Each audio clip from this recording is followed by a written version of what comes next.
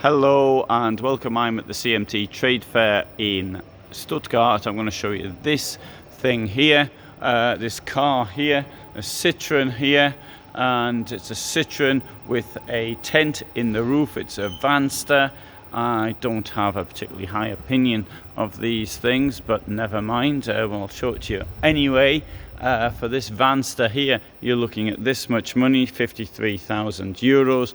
It's on the Citroen Space Tourer, or it can be on the Peugeot Traveller. So you can see here it's a typical car layout, 3 seats plus 2 up front. Of course, it might be handy if you want to stop off and sleep somewhere, so you can get 2 people in there. You can also, incidentally, if you want, you can also get people sleeping in the lower part. What makes this a sort of camper here is this clever unit at the back. A number of manufacturers of things like this, and they have similar, but they're not exactly the same at all. So it'd be wrong to think that they are the same.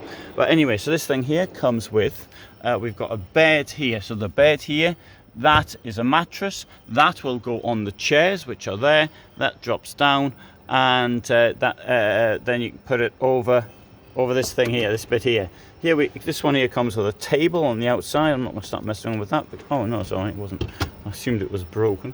So this comes over this part here. This is the only one that I have seen that has a table as well at the back. That's a first for me. And you've got the drawers here, and you can put things in the drawers. One of the things that I often find in drawers is a battery. You can find the water goes in here. If I look under this, there's the sink, which is there, which probably is at this side here. Well, I can't lift this up anyway.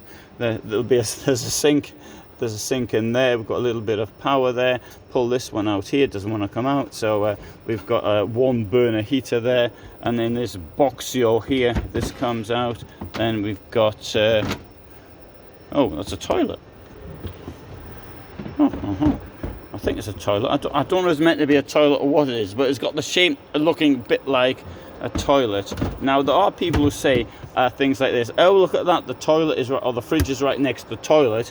And I said, well, where else would you put it? I mean, I've got to answer the same, where else would you put it?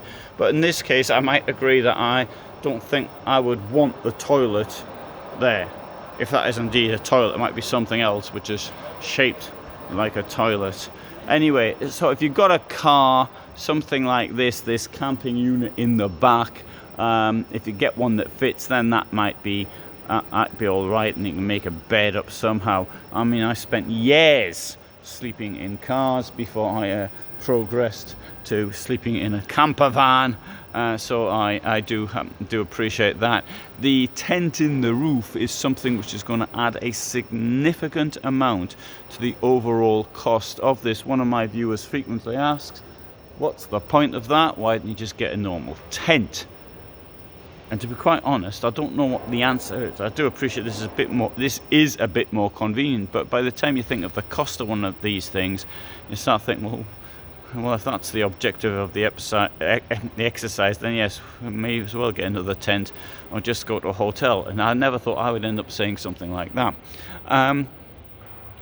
Anyway, it's got a nice colour. I saw some statistics recently that says that cars less likely to get stolen are those who are in unusual colours. So if you've got a white van, then that could go. But if you've got something this colour, then it's less likely to attract thieves. I don't know how accurate that is, and if you buy one and it gets stolen, don't blame me. Not my fault. Anyway, there you go. There's the Vanster on the Citroen or the Peugeot. And hope you found that interesting. Thanks for watching.